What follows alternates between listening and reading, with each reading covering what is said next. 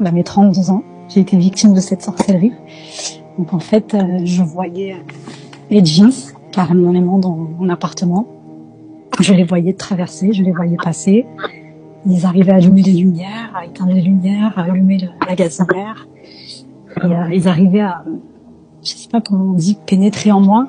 Et je les sentais faire des va-et-vient.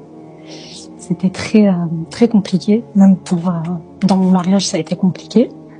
Je sais pas si c'est ça qui a causé le divorce d'ailleurs. Mais ça a été choquant et j'en suis encore émue, malgré tout. J'étais en train d'écouter le Coran il y a quelques années, donc il y a 4 ans. Et subhanallah, mon corps il s'est figé instantanément et j'ai tous les souvenirs qui me sont revenus d'un coup. Et à ce moment-là, j'ai pleuré. Mes larmes ont coulé. Je ne peux pas vous dire c'était quelle sourate. Je pense que c'est Baqara, mais je ne me rappelle plus. Et en fait, à ce moment-là, j'ai vu ma vie défiler. Tout ce qui s'est passé là, parce qu'en fait, cette tante m'a fait de la sorcellerie. Et mes parents, pensant bien faire, pensant détruire cette sorcellerie, m'ont envoyé voir d'autres sorcières. Et ces sorcières-là, c'était des dames âgées. Et elles m'ont dit de souffler sur quelque chose. Donc j'ai soufflé, j'avais 8 ans, j'ai soufflé sur cette chose-là. Et elles m'ont dit, tu vas te souvenir de rien, c'est une guêpe qui t'a piqué, et elles m'ont brûlé le bras. Et c'était très bizarre.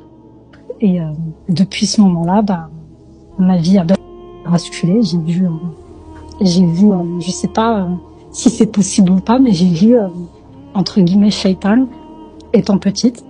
Je sais pas si c'est possible ou pas, cher, de le voir.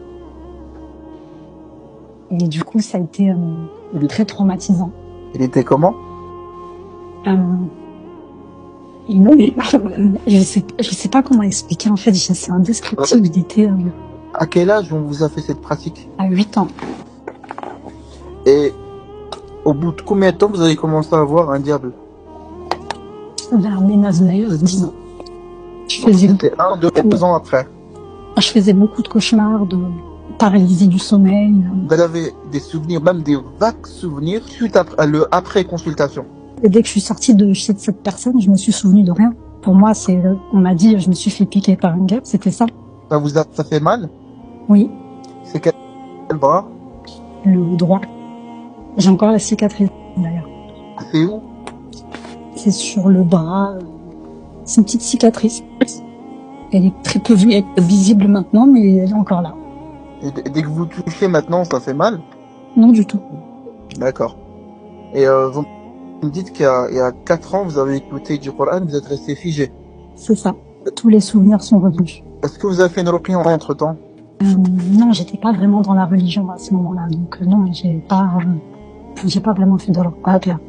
D'accord. Quand vous dites vous êtes resté figé, c'est-à-dire? Si mon corps, il répondait plus de rien. C'est physique? C'était physique. Et mes larmes coulaient tout seul. D'accord. Ça a duré combien de temps? Disons une dizaine de minutes. Et c'était après? Et après, je me suis souvenu de tout ce qui s'était passé. Et là, j'ai fait mes ablutions et j'ai imploré Allah. Parce que pour moi, ça m'a redonné la mémoire. Et après, vous êtes senti plus léger après après être figé? Oui. Très bien. C'est que ça vous a bien impacté alors le Coran. Et cette sorcière, elle est morte il y a très très longtemps. C'est pour ça que quand on vous avait dit quand le sorcier ou la sorcière meurt, en fait ça défait la sorcellerie. Mais moi, elle était morte il y a très longtemps. Alhamdulillah. Donc il vous restait des résidus. Et je pense que quand vous avez écouté le Coran, le peu qui vous restait est sorti, ça a duré 10 minutes et puis après vous êtes senti plus légère et c'est ça qui a fait en sorte que vous avez eu des... Alhamdulillah. Et depuis, je fais bien les adhkar du matin, après Fajr du soir, après Asr. Je fais toutes les invocations du soir, je récite le Coran, après l'Asr et après le Fajr aussi. Et je conseille à tout le monde de le faire également. Et remettez-vous-en à Allah parce que c'est lui le sauveur. Il n'y a que lui qui peut nous sauver. Et là, vous avez plus rien, c'est ça? Non, là, j'ai plus rien. Alhamdulillah, je me sens vraiment légère.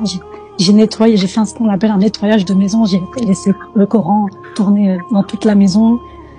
J'ai Parce qu'il faut savoir que j'étais mariée, que mon divorce, ça a été très compliqué. Mon ex-mari n'était pas vraiment dans la religion. C'était vraiment très très compliqué. Donc, il y a eu ma belle-mère qui était chrétienne, qui était venue, mon ex-belle-mère qui était venue à la maison et qui me disait qu'elle voyait des choses dans la maison, des chats noirs, des trucs bizarres qui parcouraient l'appartement. Et elle me disait, elle en tant que chrétienne, de nettoyer l'appartement.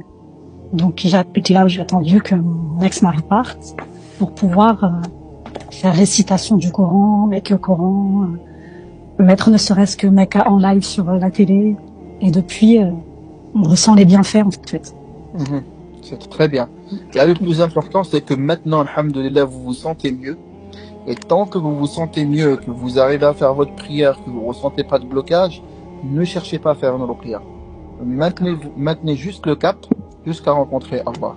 Le jour où, si vous ressentez qu'en lisant ou en écoutant le Coran, vous réagissez, là, à ce moment-là, vous pourrez consulter pour une ruqya, Inch'Allah. En tout cas, il est vrai que vous arrivez à une phase dans votre vie, mais alhamdoulilah, Allah Ta'ala vous a délivré de cette sorcellerie, et sans que vous ayez besoin de passer chez un raqi, sans doute parce que il a voulu être clément envers vous, et pour ça, remerciez-le. Walillahi alhamd. Alhamdoulilah. Et j'aimerais juste alerter les sœurs et les frères sur l'exposition des réseaux sociaux.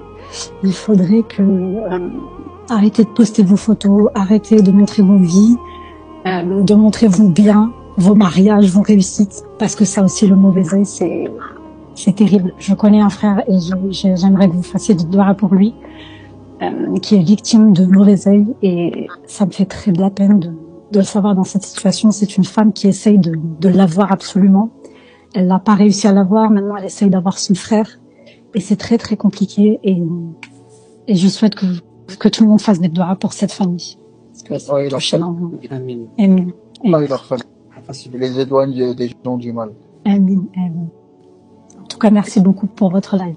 Marhaban bikoum. Amin. Merci à vous aussi. Alaykoum salam. Salam wa barakatuh. Abonne-toi pour recevoir plus de rappels islamiques.